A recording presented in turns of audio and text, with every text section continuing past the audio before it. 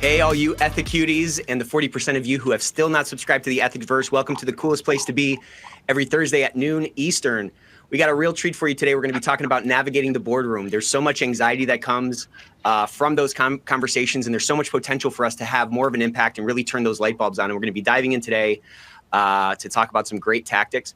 Some quick announcements here. We have nowhere near the number of surveys that I would expect from this group, from this community. So please click this link and share with us how we can make this better. Like I say, we take very seriously the hour you spend with us every week. We want this to be valuable to our community because we can make such an impact by changing our workplaces. That can have such an impact on our world.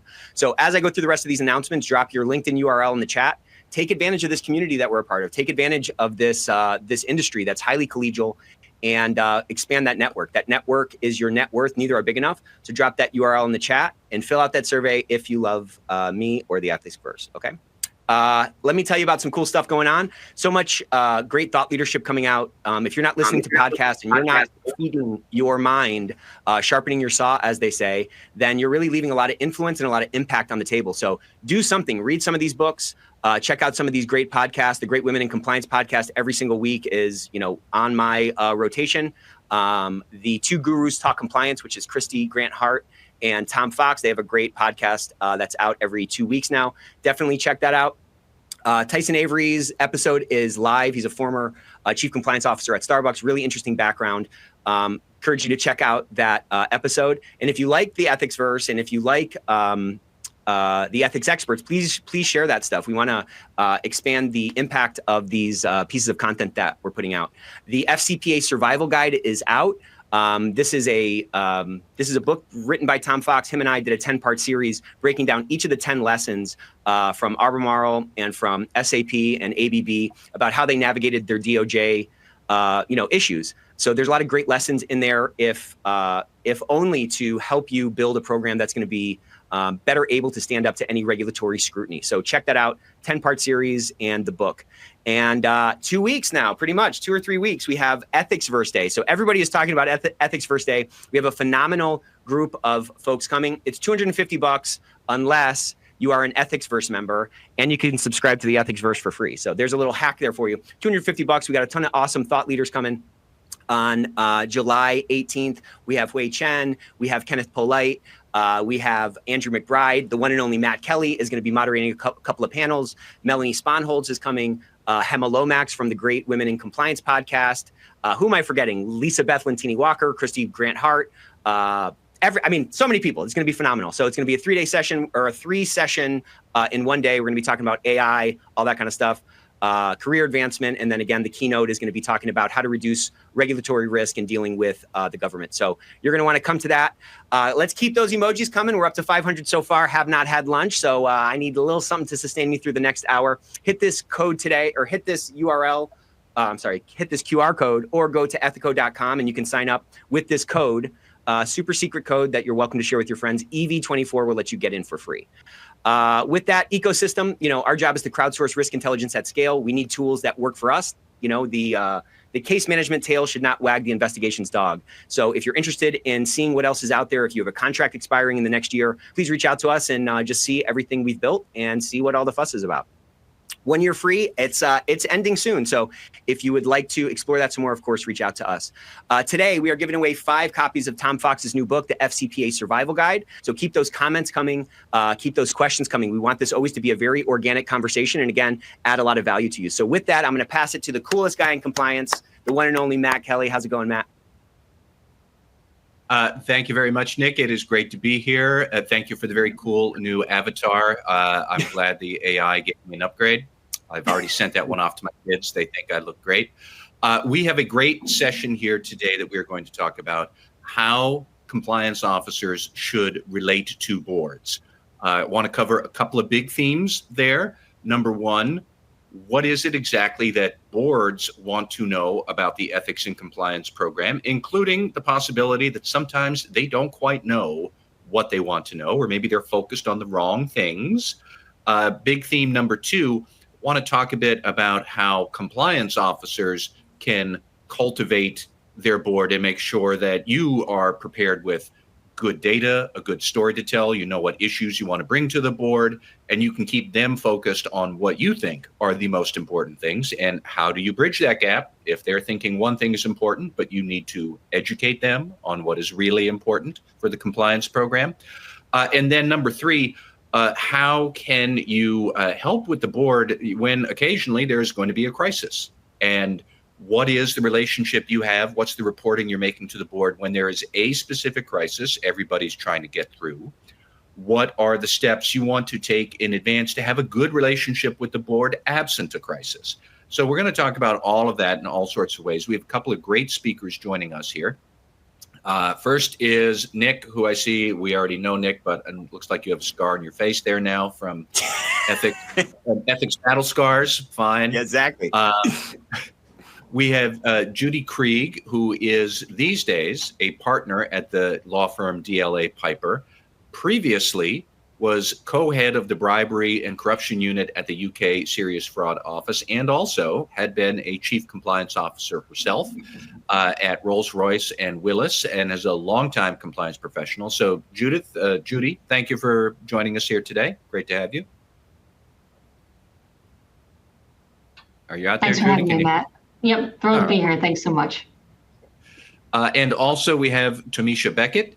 Tamisha is the Chief Compliance Officer at Millennium Physicians, and she serves on the board of the Houston Regional HIV/AIDS Resource Group. So Tamisha both knows what a compliance officer should be doing. She presents to her board and is on a board herself, and knows, therefore, some of the pressures and contours and thought processes that boards have. Tamisha, we're glad to have you here too. Thank you. So I wanted to start, and actually before I start with questions to the guests, as always for everybody listening, we want this to be an interactive conversation. So if you do have your own questions or thoughts or observations along the way, pop them into the attendee chat, and we will try and work your questions to our guests as quickly as possible, or just incorporate your points into our conversation. The more interactive it is, the better. But I wanted to start with sort of a kickoff question about the current state of compliance officers reporting to the board and what that relationship is like. And Judy, I thought I would start with you first, asking you if boards are giving sufficient attention to compliance reporting and oversight, like at a large level. Do they know how important this is and they're giving it the right attention? But then Tamisha, after that, I wanted to get your experience. Like, do boards get it, that why the compliance officers are here, why they're supposed to be paying attention to what you have to bring to the board's attention? Judy, I'll start with you and then Tamisha. But Judy, what do you say? Well, thanks, Matt. And again, thanks for having me here. I think the answer to that question is, and I don't want to sound like a lawyer here, but a big fat, it depends. And I say that because I did scroll through very briefly the attendee list. I think it's all too easy to fall into the mindset of a U.S. public company, where thanks to Sarbanes-Oxley and other, never let a good crisis go to waste, boardroom crises, I think that there's a bit more appreciation and certainly a well-worn path for U.S. Public companies and what the expectation is, and in terms of the audit committee and understanding how compliance officers should be able to have that access to non-executive directors who are independent. But I do think it would be doing a disservice to the compliance officers and those who are attending who don't come from U.S. public companies. Sometimes they may not be public, sometimes they may not be U.S., or it may simply be that you're a compliance officer of a subsidiary, either U.S. listed or foreign listed. So I think the point of, is how are boards dealing with this, covers a lot of waterfront. And I think you need to look at your specific situation. I do think that the track record and the experience is certainly better in the U.S. public company front. And for those of you that are fortunate enough to be, compliance officers at a U.S. public company and have that access to a audit committee or other independent committee of the board, count yourself lucky that you don't have to at least go through those hurdles to get that right structure in place. But overall, I think the short answer to your question is, I do think that boards are giving very significant attention if you are lucky enough to be within that realm. I think it's still a work in progress in terms of how that flows down to subsidiaries, or if you are dealing with either a private company, an educational company, or a foreign company. And Tamisha, then what do you think, and what's your experience been as a compliance officer for more than a few years now, that I'm sure you've presented to boards before? Do they get it? Are they engaged? Are they engaged, but not quite in the way that you would like them to be engaged? Or, what's the relationship like? So I do think it is a work in progress, because ultimately some boards get it, like she stated, in public companies and non-public companies. But I think it's still a work in progress ultimately, because you still have like your CCOs, for example, reporting directly to GC or general counsel, because some companies don't really see the value, right? But then you do have, like myself, who reports directly to the president with the dotted line to the board. So I think not all companies get it. I think a lot of things that you see in the media in regards to all types of things that you've been seeing lately, whether that's Wells Fargo, whether that's the big, and I'm in healthcare, so they just had the huge change management issue. I think it's starting to let companies know that, hey, having a CCO, at the top, sitting here with the C-suite and not having to report to the GC is actually critical, because we're able to mitigate risk, and we can actually give a lot of recommendations to actually be more proactive instead of reactive. So I think we've came a long way. We still have a long way to go, but I think they are starting to get it now. They're starting to see how much we're being fined as a company. You're getting a lot of civil liabilities. So I'm thinking now they're taking this role very serious, whereas in the past, it really wasn't something that they took serious. I mean, some companies used to just have compliance officers. They didn't have chief compliance officers. So I think now, since the regulatory footprint has changed, there's a lot of regulatory requirements that are coming out, and then you have to assess risk. You have to actually assist in the middle of a crisis, and they come to us to advise on those changes. So I think in the next couple years, I think majority of the companies will understand that this is a standalone role, that this is critical, and this should be a part of your C-suite team and have a dotted line to the board. And Nick, give me your take on this too. And I'm especially intrigued by the idea that I don't think there are boards out there saying, we don't care about compliance, we don't want to meet with the compliance officer. They get it at the abstract level, but I still suspect that a lot of senior executives struggle to know what they're supposed to do with the compliance officer when they show up. What do you think? Yeah, I think that's exactly right. I don't think anybody would say that out loud. A portion are probably saying that in their heads, but I think it comes down to what you just said. I don't think there is sort of consensus around like what the potential of this role is for the value creation mechanism of an organization. Like there's pretty broad consensus around like what role sales should play in an organization, right? Like that's very clean and easy. And of course you need a sales team and you have to unleash them, because the line between what they do and where that shows up in the P&L is so clear. It's revenue. But for something like, a compliance role, I just don't think that there's that same level of like fluency with the role that compliance can play in the organization. And so again, that leads not only to them not knowing what questions to ask, because they don't know really what the shape of the role could be relative to like what it is. And they also don't really kind of have that light bulb on as to like what impact it could be having. And so I think that's where a lot of the opportunity is, to Tamisha's point, to kind of pull that future forward, because we're all in our own sort of, we're all in our own bodies, we're all in our own, positions. And so for this like ship to change, or for this general consensus to change, it has to just be a bunch of individual battles, or a bunch of individual conversations, or a bunch of individual like light bulbs being turned on. And it's going to start with each of us trying to turn those on ourselves, right? We have to better articulate and what that potential is. And I've told this story a couple of times, but I was at Compliance Week, and one of the people on the advisory board came up to our booth, and we were giving away Tom Fox's new book. That was the children's book. And he was like, man, I bought a stack of these books and I sent them to, all the other leaders and the GC and the board. And he said, it turned such a light bulb on, where they were like, okay, now I kind of see what the potential of this role is. So it's really a kind of a game of persuasion at some level for them to even kind of let those scales fall from their eyes and see what the shape of this role could be within their organization. I think once they get that a little bit better, it's easier for us to, interact with them and get that support that we need. I have long said that a successful compliance career is very similar to successfully handling small children and how you raise small children. So not at all surprised that a children's book would be a brilliant idea to give to the board. I wanted to put one question out to all of the audience attendees. If you just want to pop your thoughts in the chat. What do you want to present to the board? If you had half an hour and you wanted to pick 2 or 3 themes that you wanted to present to the board, no crisis that's driving the conversation, just you have an open opportunity. What do you see as the most important things for the board to know? Maybe they have a different idea, but what's your idea? And then I want to proceed back to Judy and Tamisha. I do want to ask, what do you think the boards should hear from the CCO? And maybe I'll start with you, Judy, first, and then Tamisha.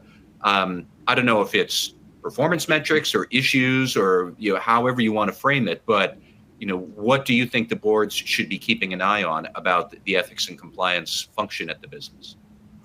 You're taking your questions out of order, Matt. You've taken me by surprise, but I'm going to roll with it. We live on the edge here at the Ethicsverse. So again, I think the question's going to be, I think the answer to your question is going to be different for different companies, but I think that it depends on the company. I think it depends on the industry. I think it depends on the geography, and I think it depends on the history. And I say all of that because many of you work in companies where the board knows where the I don't want to say where the bodies are buried, but they certainly know where the soft spots are. And what I would strongly suggest that boards want to hear about compliance is, first of all, they may already have ideas, and if boards need to have those ideas, as compliance officers, chief compliance officers, listen to that. Because there's a reason why that board has those issues. If you're lucky enough to have board members, and particularly non-executive directors, who know that they've got issues in their head, I think it's really important that you listen to that and try to understand why they consider those to be issues, because that's really valuable input as to where the company may have the highest risk. But barring the luck or not of being at a company with directors that have very significant compliance issues already in their mind, if the company has a compliance history, recent or otherwise, that's really important to bear in mind, because lightning may not strike twice. But you certainly want to understand what that history looks like in terms of answering the questions that the board wants to hear and where you may have your next problem. But what I think boards want to hear, and where as chief compliance officers you can really shine, is by showing that you have a mastery of that risk assessment. And again, the risk assessment is not a laundry list. Your role as a chief compliance officer is to be able to apply your skills to focus on what you see based on that risk assessment as the really key issues of the company. I'm very, very, in my experience, very clear that you don't want to try to, cover too many issues. You don't want to be an inch deep and a mile wide. You may not be right. Lightning may strike from something that you haven't anticipated, but you will not go wrong, and you will certainly serve yourself and your role well if you, this is your expertise, can show that based on our risk assessment, these are the, I say 4 or 5. You have to think about what sort of slot you have in front of the board and in front of the non-executives, and how can you best use that slot. But I certainly wouldn't necessarily go beyond 5 issues. Really, rule of 3 if you're a trial lawyer. But that's really what I would say that the board needs to hear. But in terms of what are those issues, it would be a disservice to say that's this issue, and this issue. But that's what I would give as a general answer. Tamisha, what do you think? So I think it depends on the stage, kind of like she alluded to. So let's say you just started as a CCO, this company hasn't had this role before, or they used to report to the GC. You first want to educate the board first on the federal sentencing guidelines, right, of what makes effective compliance program, like the 7 elements. So I think educate them on what that looks like, how you can be of value to the company, what your role is and responsibilities are to assess like the risk of the company, the regulatory changes. So I think, if this is new to the company, I think you want to do that.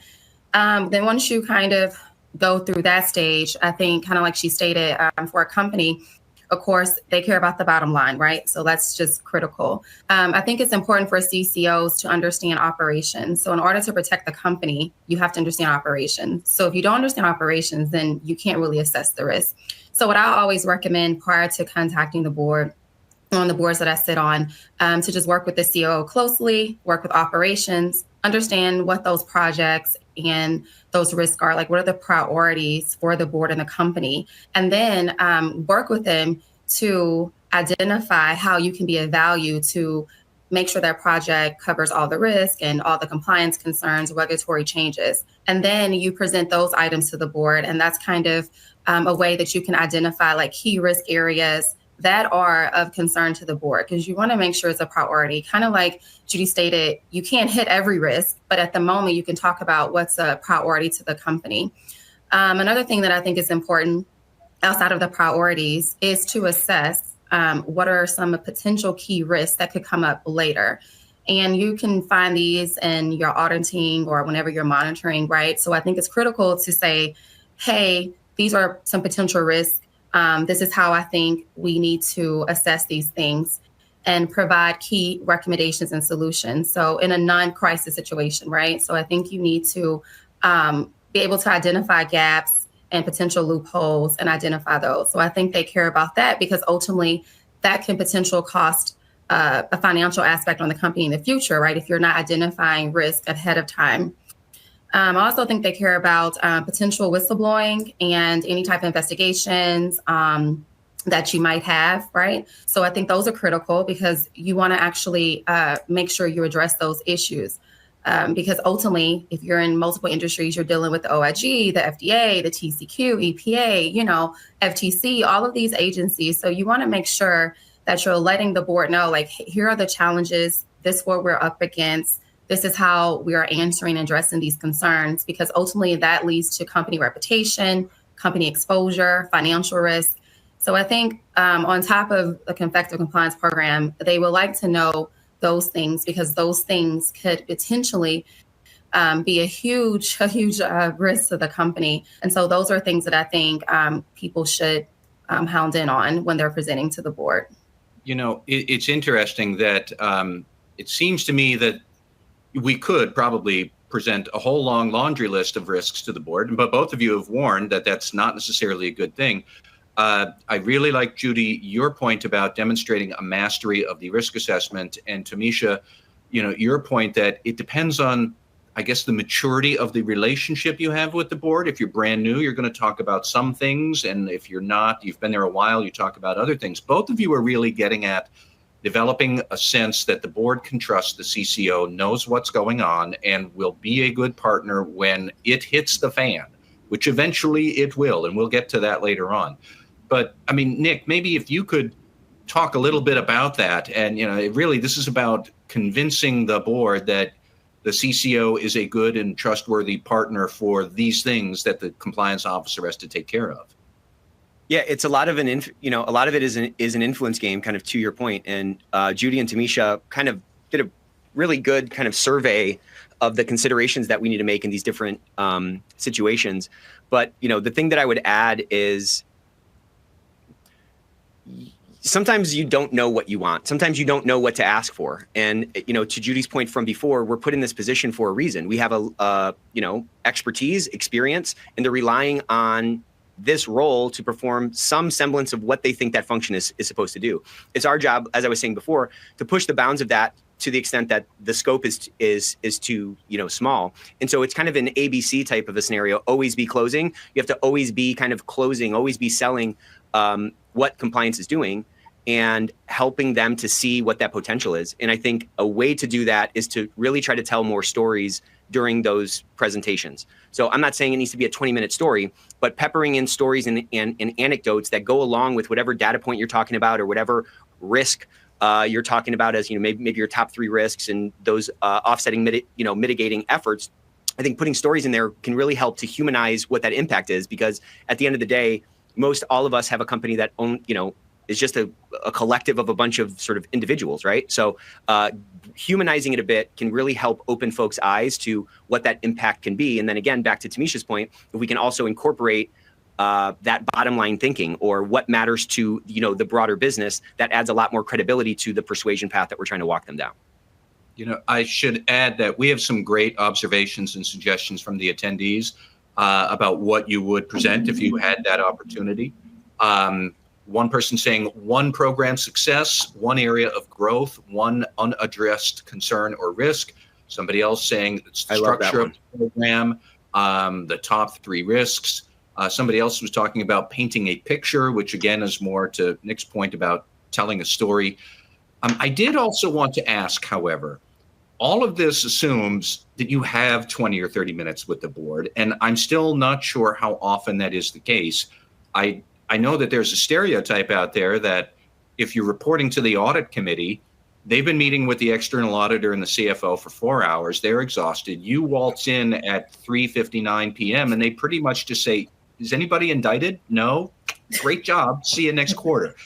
Is that a fair description of some of the problem? Judy, what do you think? You probably have seen this a lot. Yeah, I definitely, you're absolutely right, Matt. The just saying you get a seat in the audit committee meetings is not the magic bullet. I mean, I was very fortunate when I joined Rolls-Royce that there was an ethics committee of the board. And so I did have very significant visibility with the ethics committee. And the fact that they'd created an ethics committee of the board gave some sort of insight in terms of where they saw the risk. And of course, it was quite prescient because then they ended up with a huge bribery problem. But, I think that you're absolutely right that you've got to consider, and I think, Nick, you're making this point as well as Tamisha, you've got a combination of opportunities to have your voice heard at the board. The first opportunity is in the materials. And then the second opportunity is if you get whatever face time you get. And I think it is a balance to think about what are you going to present in the materials and what are you going to present verbally or in the room if you do that. I agree with Tamisha and Nick. Everybody loves to hear a good whistleblower story. And everybody, by the way, wants to unmask whistleblowers, but they will always pay attention to the list, anonymized or whatever, of the whistleblowing issues that you've had.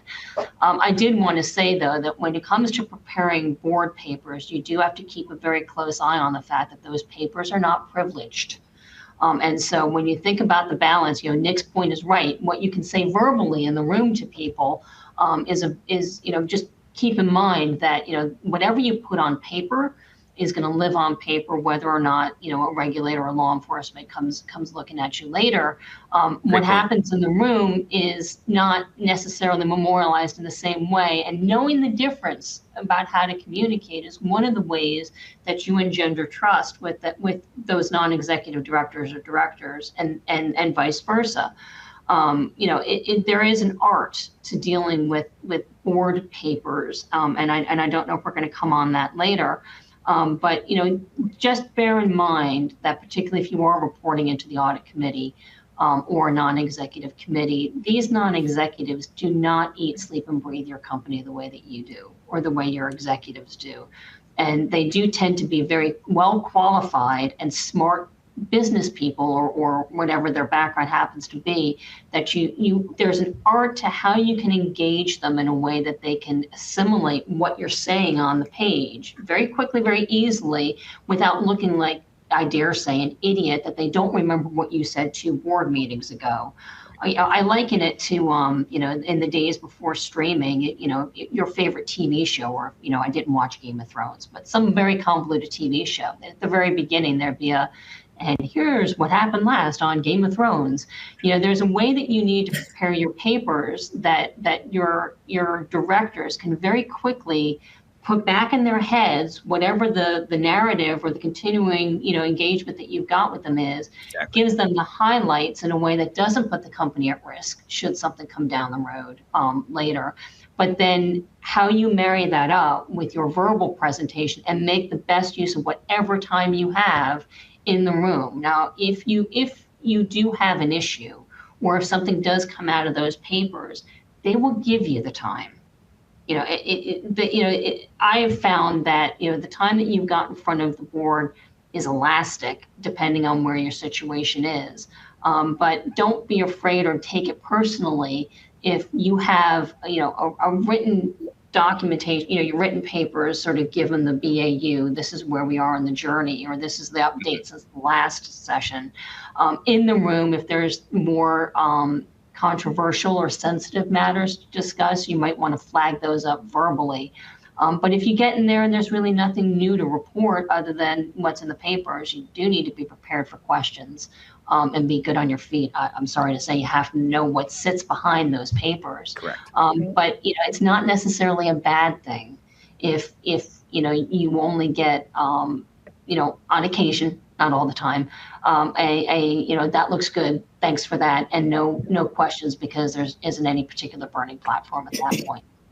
So, Tamisha, I wanted to ask you, A, what thoughts you might have about that. But B, you had mentioned something earlier as well about making sure that you talk with management or operations and get a sense of their perspective on things. Because one thing I wanted to ask was, even before you write the board papers, is how should the compliance officer be thinking about there will be others reporting to the board and compliance might get mentioned by them, and how do you want to make sure that everything is either in harmony where it can be, or you are aware of differences of opinions, but you have to put a lot of thought into what is the message I'm giving to the board. So who else would you talk to? What sort of conversations would you have even before you sit down to start typing up your board papers? What is that like? Okay, yeah, I guess to the first point, to add on to what Judy stated, I do agree you need to be cognizant of what you actually put in writing versus what you say verbally. So I think a good point to do is to, if you see a big issue or crisis, to just go down the hall to the president, CEO, if you have time, and say, hey, do you have like 3 minutes? Typically, they only have 3 minutes. So I think it's critical to focus on the situation, the risk, what type of action you plan to take, and then what do you think the result's going to be? Because it's literally, we're walking by each other, catching him in the hallway, or he's coming by. It's a 2-minute conversation. I have to get all that in there. So I honestly believe just really focusing on, like she stated, verbally what you need. And then when you get to the board, it's more like high level, because ultimately you want to be cognizant of what you put in those letters. So I do agree with what she stated there. I typically focus on more of agenda and we kind of talk high level. But prior to that, I do have a lot of verbal discussions. But what I do think, to your second point, is who do I talk to? I think it's very critical. Of course, you have your C-suite. So I work closely with C-suite and HR. So we used to have a chief human resource officer. Now we have a HR director. But I think it's very critical to talk to all the executive leaders and, the senior management levels. You can understand what those risks are. So you can present to the board in a more effective way and provide more key solutions. I honestly think, I don't know how often some companies meet, but let's say you meet quarterly for a board meeting. It may be too late to just go and ask them about the issues or tell them about those concerns unless there is a special meeting that's called. I think you should be working proactively to identify risk and close those gaps prior to the board meeting so they can actually trust your judgment and trust that you're actually protecting the company and you're giving them the proper board oversight that they need. But I talk directly to the CIO, the COO. We have a chief accounting officer, of course, the CEO. So I'm talking closely with them about the risk. We're collaborating on all the projects. So that way we can have a succinct, come up with a solution, implement it, and then present to the board and say, hey, this was the situation. This is what we did. This is how we solved it.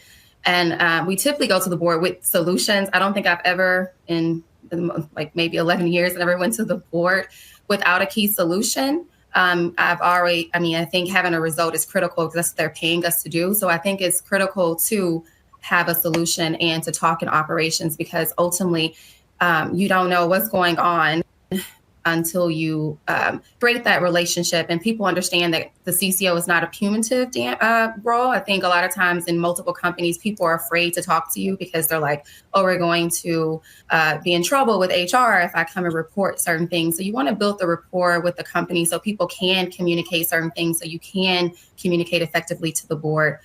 So I think that's kind of how I navigate it as well. But you have to be very succinct in your communication, key bullet points, because they don't really have time to have long conversations ultimately. So you just have to be able to really, really identify what you think is important at the time.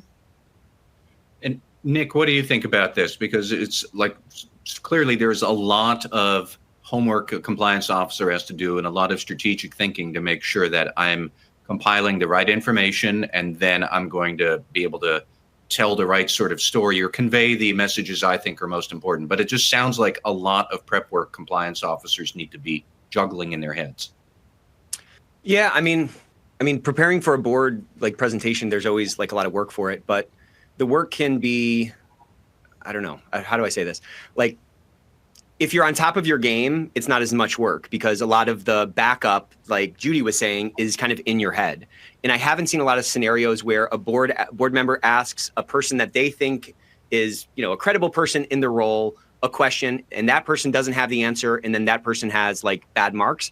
Everybody knows, like, hey, I can go and get this answer. I don't have that on, that's the tip of my tongue. I can get that for you. That's not like a career-ending scenario. That kind of stuff happens all the time. So I think we sometimes put a little bit too much pressure on ourselves to make sure that we have, everything on the slide or everything in the appendix. And I don't know if you necessarily have to do that, particularly if you haven't had like a feedback loop of people always asking for all that detail. So it is a lot of work. You definitely need to be thoughtful about it. It's not more words is better. I'm not saying that. But I'm also saying that like stepping out of the forest and seeing the trees can often give us some clues, especially if folks have jotted down some of these great tips from this webinar or from some of the suggestions in the chat. Stepping out from the forest and seeing the trees can really help you kind of take that 80-20 rule and really talk about the things that are most important. There's another thing that Judy said that really resonated with me, and I just don't want it to get like paved over. And she said that like this time is flexible. And I think that's right. I think there's always money for the things that are important, and there's always time for the things that are important. And so if you feel like you're getting brushed off too quickly, this is I think a smart tactic that you can pepper in throughout your life in various ways, but it's called kind of being intentionally vague. So give them the answer and let them kind of steer the conversation where it needs to go.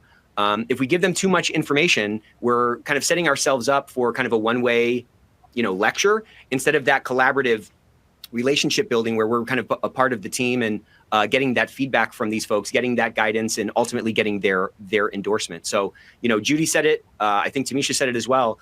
There is an art to this thing, and the answer is not usually more is better. Well, so can I just jump in, Matt? I just really want to emphasize what Nick just said. I think that's vital. And I think it's also important, and I don't know if you're going to come on to this, that you're working with your key, whichever director you're working with. You're not just coming up with these facts and figures out of thin air. You want to collaborate with them about what do they want to hear. So whatever facts and figures you're giving them, you know what the backup is because they know that you've agreed that that's what you're looking at. That's what you're preparing every quarter. So you're not making it up on the fly every quarter. But what I found was particularly helpful is that, you'd agree whatever those metrics are. You'd be presenting the papers with those metrics or whatever you agree the papers look like. And the real value where you really want to shine as a CCO in the room, tell them what those numbers are telling you. What do they mean? Exactly. Give that analysis. That's where you really come through as being the expert in what you're doing. It's not telling them what the numbers say, it's telling them what the numbers mean. And that's where, and that really ideally you want to be doing face-to-face, because that is where you as the chief compliance officer will really show that you've got this under your belt. Yeah, so, you can demonstrate that you get it, See, that was such a good comment. We all came in. Sorry, go ahead. No, I was going to say, no, that's critical because not only do you want to, tell them what that means, but you also, like I said this earlier, is identify like, how can you prevent this from going, from happening in the future? Because like I said, ultimately companies, they care about the bottom line. I mean, that's just what they care about. And so they want to know like, okay, these metrics are showing this, what does this mean? And this is saying that this is causing downstream, $4 million, like how from a CCO can you prevent that from happening again? So you want to identify that and you want to say, hey, and this is the solution and this is a potential risk, how we can implement policies, procedures, training, so that way we can come back to the table and these metrics can actually look better or the trends can be better. So I think all that matters. I think that's critical. And they want to know those things because ultimately, like I said, you're only as effective as a CCO if you collaborate. If you don't really collaborate, you're really not effective. And that's critical. So a friend of mine, I got to tell the story real quick. A friend of mine had a chief compliance officer come in over her position. You know, she was reporting to this new guy. And very quickly, she was like, this guy is just like he's like an in-office guy. He's just always in his office. He's not kind of getting out of the office, talking to other people, building these relationships. And it was like so quick that his reputation fell through the floor and he ended up getting let go because like there's no efficacy. It's like, you know, he's floating in space. There's no like traction or anything. And so to Tamisha's point, if we don't actually have those kinds of relationships, then it's hard for us to really do anything other than like a facade or a dog and pony show in front of the board, because like, how can we do our job without those relationships? How can we do our job of crowdsourcing risk intelligence from across the organization, then providing those insights and mitigation efforts back to those points of risk if we don't have that engagement from the stakeholders? Like, it's just not going to happen, you know? So, you know, and on that point, I just think back to that preview point that Judy made, like starting your conversation with whoever about that, like, hey, here's a, you know, 5 to 10 to 15 second, like mini elevator pitch to really frame out and remind everybody like, hey, this is my job. I'm sort of the circulatory system of the organization, getting that risk intelligence, providing that insight back so we can de-risk the organization and ultimately improve the bottom line, right? Like that's what my function is. That's what my goal is. Reminding folks of that and letting them hear that a few times really helps to open their eyes and again, drop those scales from their eyes. We had one comment from a listener that I thought was really on point. We had a bunch of people who were asking for more detail about board papers and how to prepare them. And I think we covered a fair bit of that in the last few minutes. But his comment was this, and I think it goes to what Judy and Tamisha were saying. When you put what you put in writing is drafted carefully. What board members scribble in their notes from your presentation could be all over the map. Both of those things are discoverable, and your written materials can help assure that those notes are read in perspective.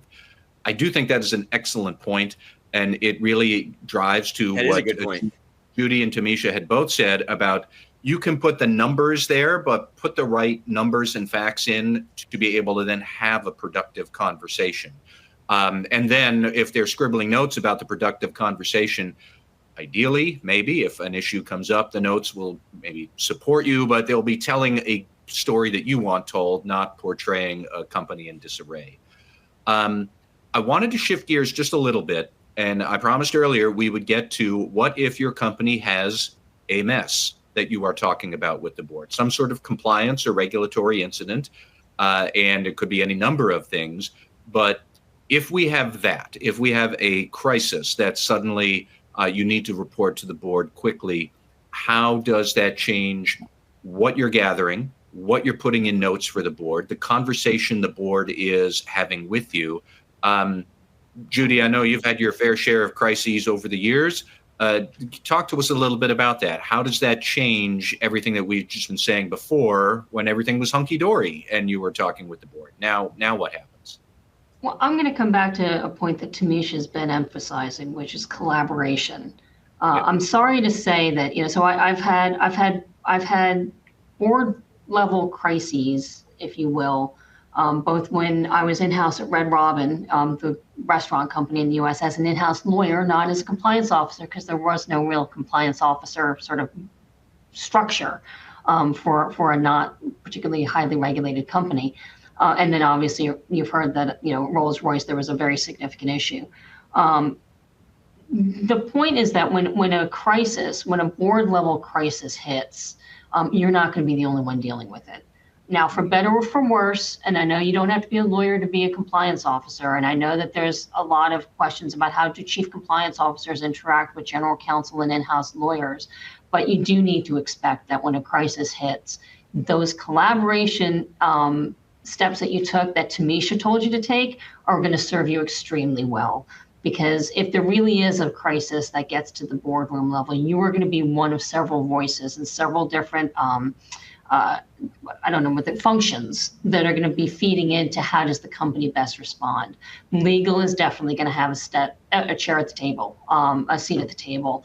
And because at this point, you know, we've been talking about discoverability and what can be produced, you know, the sensitivities on that are going to go through the roof. So I'm sorry to say that, and this is, again, my experience as a chief compliance officer, not as a lawyer, you have to expect that you're going to be sharing that pitch with the lawyers. You do need to make sure that you're working very collaboratively with the lawyers.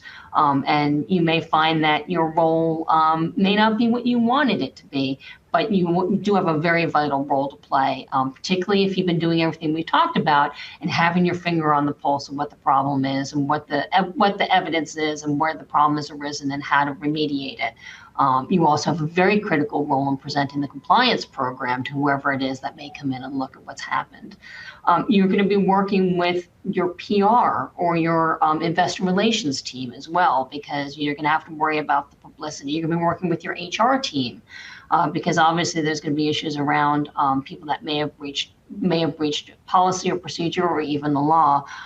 You're going to be working, and I should have put this much higher up on the list. Tamisha, I know you're thinking this.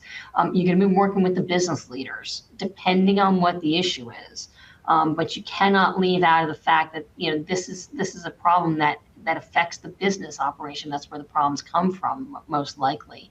Now, how you interact with the business is going to depend on what the issue is. Things can get a bit hairy if you don't quite know how high up the food chain. And I say that because the issue that I dealt with at Red Robin had to do with the CEO's expenses, of course. Obviously, then I'm not dealing with the CEO on that and dealing with different routes. So it's going to be a bit of horses for courses in terms of how you're engaging with the business, but you cannot just leave the business out of it. You certainly wouldn't be running to the board without on your own. So what I would say is that the way that you lay the groundwork for that is by having that collaboration, having that those relationships in place, so that you're not worried about, you not having sufficient visibility at the board. You're going in there arm in arm, locked arms with your other stakeholders to make sure that you are all jointly working towards the solution that's going to best serve the company. And that is going to be what the board's going to want to see. And Tamisha, what do you think? I do agree with her on that. I think those connections and the collaboration actually helps you when you're in the middle of a crisis. But I guess I want to answer this question in a way that kind of preps people for crisis prior to the crisis occurring, and then what you do during the crisis, because I think what you do beforehand actually makes it a little bit easier. But I do think as a CCO, documentation is critical.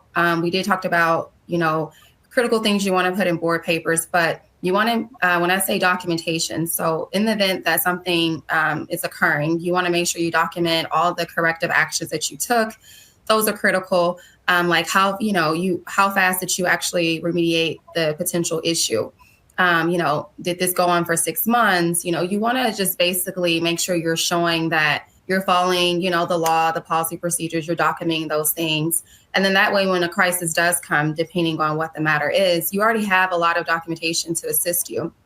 But I think when a crisis comes up, what the board likes to hear, what you can do that assists, outside counsel or the lawyer or governor, like I saw someone in the message say the government affairs department, is potential like a crisis response plan or a contingency plan. So I think that's critical. So in some instances, right, if you don't have that, then it's like, what do you do if something happens? And I think what's critical or what people need to understand is that you need to prepare and have like a backup plan for if something goes down or something happens that could potentially affect business operations. If you're in healthcare, for example, it can affect patients. If you're in another industry, it can affect all types of things. So I think having a key contingency plan is critical. And that way you can go to the board and say, hey, here's the contingency plan. Here's the crisis response plan.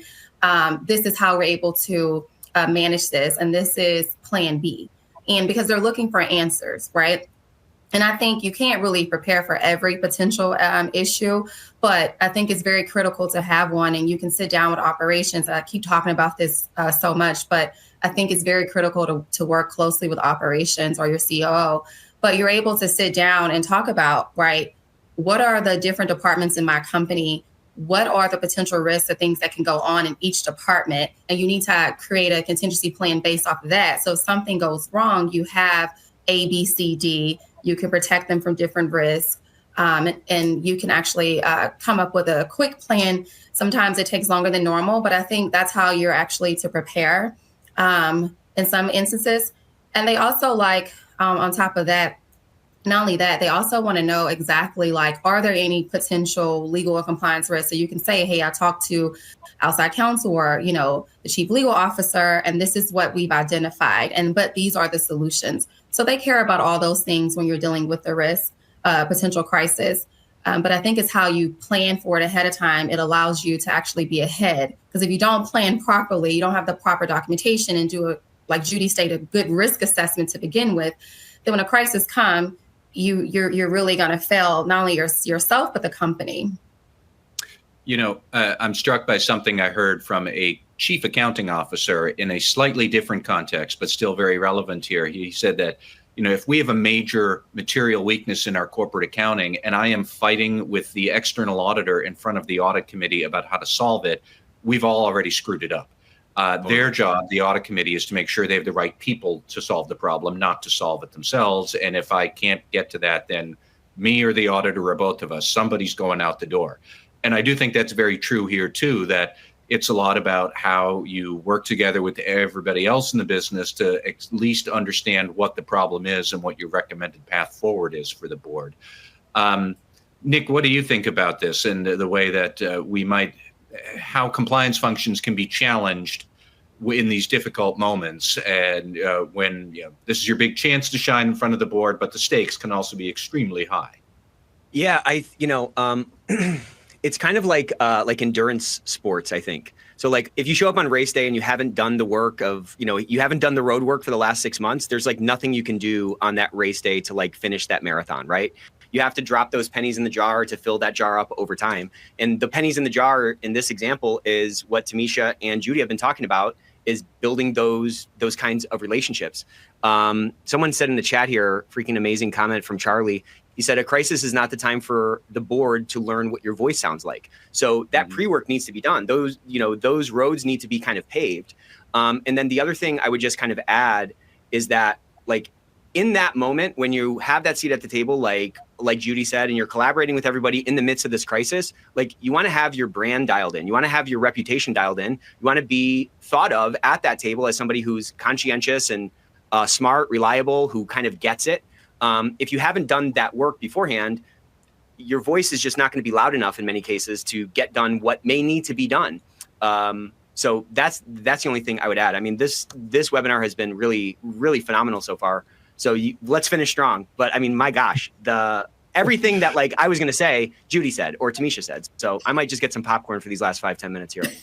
So certainly if listeners have any other questions, because we have about 8 or so minutes left, pop them into the chat and we'll see if we can get to them. But before that, I also just wanted to ask maybe each of you, Judy and Tanisha, do you have any signs maybe from the other side of what an unhealthy compliance board relationship would look like? I don't know if that's signs that the board isn't engaged with you or you've just mispresented or something like that. But, what would you look at as symptoms of an unhealthy or unproductive CCO board relationship? Judy, I'll throw it to you first. Go ahead. No, Tamisha, go ahead. Oh, okay. Well, I would say a board that is used to the company potentially working in silos. I think for me, that's one identifier, meaning they're keeping compliance out of those discussions, right? So it starts from the tone at the top. So if the top is not expressing the need of how important compliance is, then it ultimately creates compliance failure across the board. So I think a sign where a company is not used to it or they don't understand and they're used to working in silos, and that is, to me, a sign that can cause huge concerns in the compliance front, because ultimately collaboration is very critical. And so that's one thing that I was going to say. I know we've got a couple minutes, so I'll let Judy go ahead and talk, but that's what I think is a potential sign. Sure. Judy, what do you think is a warning sign? Yeah, I think, in terms of how the board engages with the CCO, it's like any relationship. If you've ever been on a date, if they're not looking you in the eye, if they're not engaged, if they don't seem to have read the papers, if they're not asking follow-up questions, meeting after meeting after meeting, that's a sign that they're just either you're not delivering what they want to hear, or there's just not, I dare say, a willingness to listen. I was in a board meeting once where the board member made a comment about the papers. I don't understand what this means. That's not generally a good sign. That means that, whatever you're trying to present isn't hitting. It's not digestible by a non-executive director. I think that when you've got the chief compliance officer who's too far down in the hierarchy in the company. So, to the comment of, you don't want the first time the board hears your voice to be when there's a problem. The fact that as a chief compliance officer, if you don't have some sort of visibility or some sort of engagement with the board, that's not generally a good sign. And that could be, and again, like any dating relationship, it may be you, it may be them. It may be that you're the best chief compliance officer in the world, and that the company, as we keep saying, just doesn't get it. Or it may be that how you're engaging with the board, the way that you're presenting what you're trying to present. Having a separate meeting with whoever your key director is, to see why aren't you landing? Why aren't you getting that interaction? Is it because you're providing answers to questions that they're not interested in, and you haven't asked them, what do you want to hear from me? Or is it the fact that you are, and I've seen this before, just putting too much on them, too much data dump, because you want to be thorough and you want to show how good you are, that you've just lost them because they just feel like it's too much for them to get through, and they're not getting those key messages that you're trying to deliver out of it. And I just love this dating metaphor. I mean, it's so good. I mean, there's so many different aspects of that, My goodness. So I also write a lot for chief audit executives, and they always will tell me that one of their most important goals is to have a strong personal relationship with the chair of the audit committee, so they can say, here's what I'm going to present at the next meeting, here are the issues and whatnot. And, Judy, could you also maybe follow up a little, since you mentioned relationships with the key board directors, like how could a compliance officer, especially a first-time presenter, sort of make sure that the chair of the risk committee, you meet them for coffee every 6 months or 4 months or something like that. How important is it to develop that relationship with the one or two key directors for your function? I think it's critical, because what you need is to have that trust relationship where they can give you and you can hear feedback, in addition to you being able to ask them questions in ways that they will engage with you. I think it's more helpful if that happens to be a non-executive director who has a good relationship with the chair, if it's not the chair. And it's also more helpful if it's a non-executive director who's been with the company a little while, coming back to my point about history. If you are a new chief compliance officer or you're new to an organization, you need somebody trusted to tell you what the history is. Because as somebody in the chat, I think, pointed out, every company has a history. I call it your Sherpa. You want somebody to be able to help you navigate the particularities of the company that you've just joined. But in terms of that relationship, it's an ongoing thing. You may, as I said, in an ideal world, you come in, you get a sense of what should the papers look like. You agree what that format is, and you may not get it right the first time. But continuing to have that dialogue and getting feedback, I used to have sessions with the chair of the audit ethics committee at Rolls-Royce before every meeting. You're absolutely right. You don't want them to be surprised. You also don't want your business leaders to be surprised. I'm going to come back to Tamisha's point. It's just not, as the Brits would say, just not cricket. If you're going to be presenting to the board that there's a problem, and the business leaders aren't aware that you're going to say that, that's not really showing that you're trying to work through the problems. Anyway, you want to have that meeting with your non-executive key contact before every meeting, so they know what's coming. They can also ask you if there's anything that sort of jumps off the page at them that they're want more information on. It's a good opportunity to get that. You want feedback after every verbal presentation. And you have to have the, I don't know what the right word is, strength of confidence, to know that sometimes critical feedback that you may not have done perfectly, is good feedback, because it gives you an opportunity to improve on it. And you want that feedback loop. That's the way that you're going to build that trust relationship. So, don't be afraid to hear that didn't go as smoothly as you would have liked it to. That's good feedback, and that's feedback that's going to help you grow. If you have that trust relationship from a director to give you that, that's fantastic. That's a big win. Well, so I want to make one point. Oh, sorry. Just one point over here. Go ahead.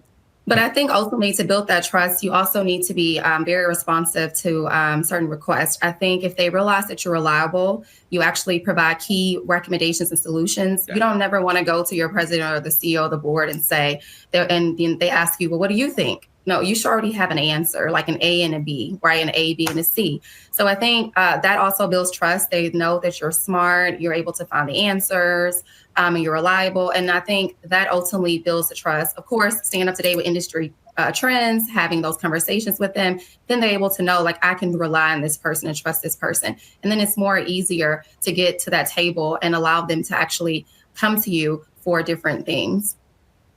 All right. Well, we are at the end of the hour. We'll have to leave it there. But this has been a great conversation. So, Tamisha Beckett, Judy Krieg, thank you both very much. Thank you to all the listeners who had some really great applause for this. These guys are awesome. Thank you guys so much.